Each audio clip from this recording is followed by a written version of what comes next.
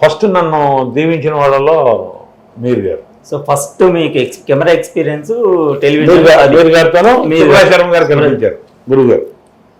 ఆ తర్వాత ఈటీవీలో 27 మేము చేయటం, తర్వాత వాళ్ళు ఉండమంటాం, అబద్ధాల పెళ్ళిళ్ళు అనే సీరియల్ చేయటం, అట్లా ఆ ప్రయాణం కొనసాగింది.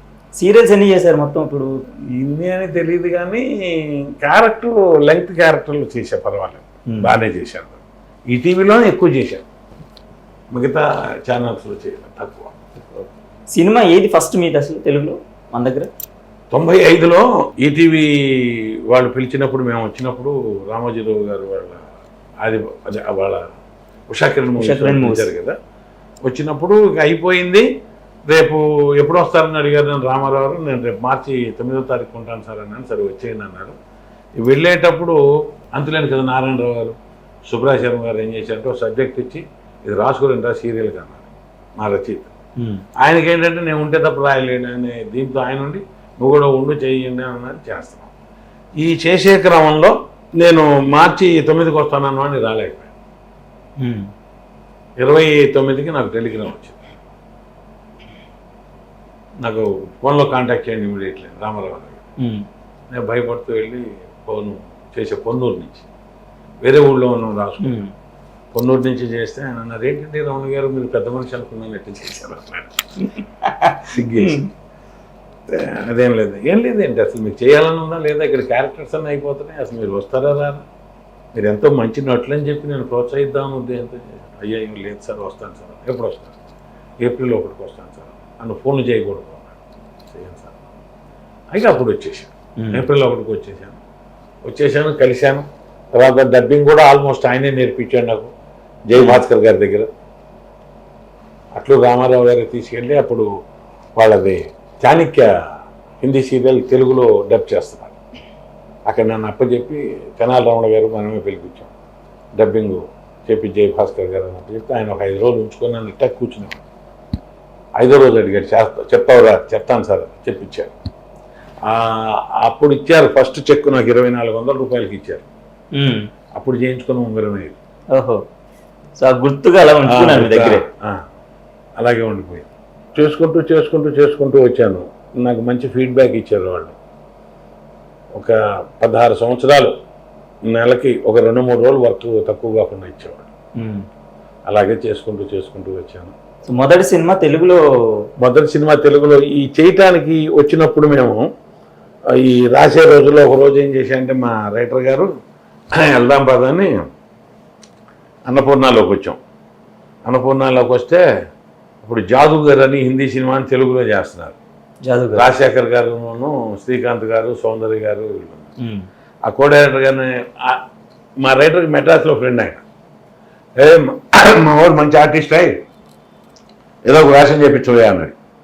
వేషం అంటే ఇప్పుడు ఎక్కడున్నా సరే రేపు చేపిద్దాం, రేపు రండి సాయంత్రం అన్నాడు. సరే అని రేపు సాయంత్రం వస్తే పోలీస్ స్టేషన్లో హెడ్ కానిస్టేబుల్ వేషం ఇచ్చారు. 2 డైలాగులు ఉన్నాయి. సౌందర్య గారును ఈయన శ్రీకాంత్ గారు వచ్చినప్పుడు ఎస్ఐ గారు లేరమ్మా ఇక్కడికి వెళ్ళారు, మీ చేత ఇది ఏదో చేయించుకున్నారు. ఆ సీన్ అది ఫస్ట్ నాకు సినిమా అన్నపూర్ణ వాళ్ళది.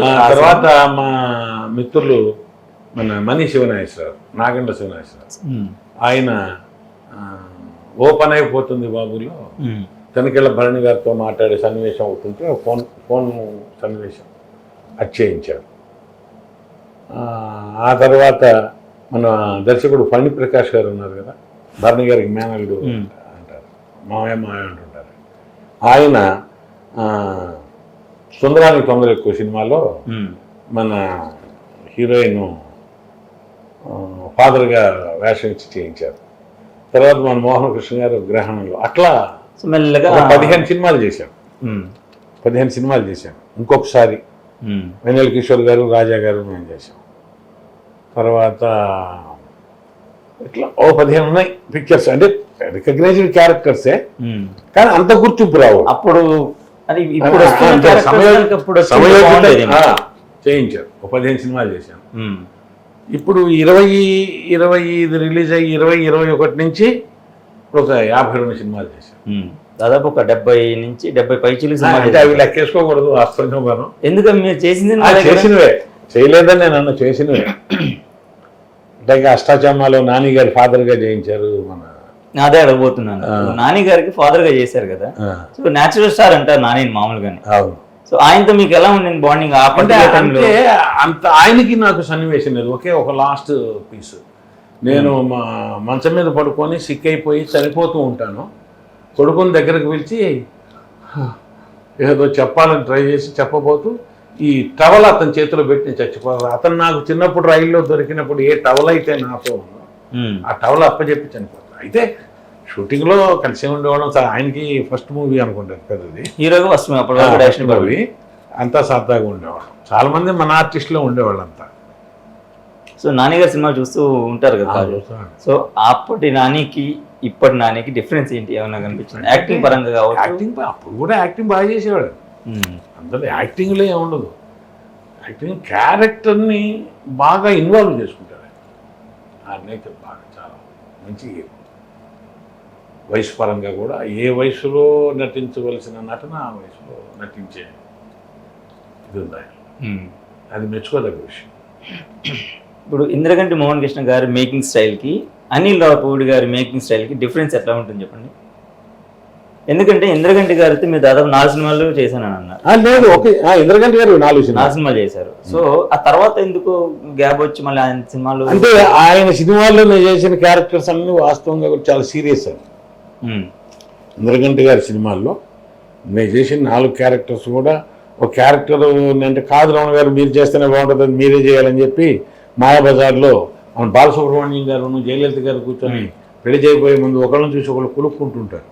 ఏమిటా కొలుకుడో ఇక్కడ చూడండి, అదే రేంజ్లో చేయించాడు ఆయన. అనిల్ రావుపూడి గారిది ఏంటంటే సన్నివేశం ఆయనకు కావాల్సింది చెప్పటం ఉంటుంది. దాన్ని మనం ఇంప్లిమెంట్ చేసుకొని చేస్తే ఇక అసలు పాపం కొంచెం బాగుంది, వెరీ గుడ్ అంటారు. మోహన్ కృష్ణ గారు ఎక్కడన్నా తేడా వస్తే నాది కానీ నా పక్క వాళ్ళు కానీ మళ్ళీ చెప్పి చేయిస్తారు. ఈయనైనా అలాగే చేయిస్తారు. 4-5 సీన్లు మొన్న అంటే వాళ్ళ ఎడిట్లో 1-2 సీన్లు పోయినాయి, కానీ ఆ సీన్లు కూడా మేము బాగానే అవుతుంది పెట్టలేకపోయారు. అంటే స్థలాభావం వల్ల ఎవరి ఇది వాళ్ళు దర్శకుడు అంటేనే అంత సార్, వాళ్ళ కథను వాళ్ళు మైండ్లో పెట్టుకుంటారు, వాళ్ళు కావాల్సిన మన దగ్గర నుంచి తీసుకుంటారు. అందులో ఏ విధమైన మొహాటం పెట్టుకోరు. అనిల్ రావుపూడి రావుపూడి అనిల్ గారు కూడా చాలా మంచి దర్శకుడు. ఎందుకంటే తర్వాత వచ్చిన ఇది కూడా చూశాను కదా, కామెడీ బాగా పండిస్తారు. చాలా వరకు అంటే సీరియస్ క్యారెక్టర్స్ లేకపోతే ఒక మోస్తారుగా కొంచెం గంభీరంగా ఉండే క్యారెక్టర్స్ చేయడం కొద్దిగా ఈజీ అంటుంటారు అందరూ. కాదండి, కామెడీ చేయడం చాలా కష్టం అంటుంటారు. అవును. మీకు రెండిట్లో ఏది మీకు టఫ్? అంటే నేను 2 చేసుకుంటూ వచ్చాను సార్ చిన్నప్పటి నుంచి. అంటే స్టేజ్ మీద కూడా కామెడీకి టైమింగ్ ఉండాలి సార్. టైమింగ్ మిస్ అయితే మాత్రం అది ఎంత గొప్ప కామెడీ అయినా పండదు. ఆ టైమింగ్ పండించడంలో మీ గొప్పతనం ఉంటుంది, చెప్పటంలో మా గొప్పతనం ఉంటుంది. అంటే ఏమాత్రం బేసిక్గా టైము లేట్ అయినా చెప్ప. ఇప్పుడు ఆయన అన్నాడు షటైర్ గబక్కన ఇట్లా ఫేస్ చేస్తారు చూడండి మన ఆర్టిస్ట్. బ్రహ్మానంద గారి సన్నివేశాలు ఎన్ని సన్నివేశాలు ఎంత నవ్వుకుంటాం.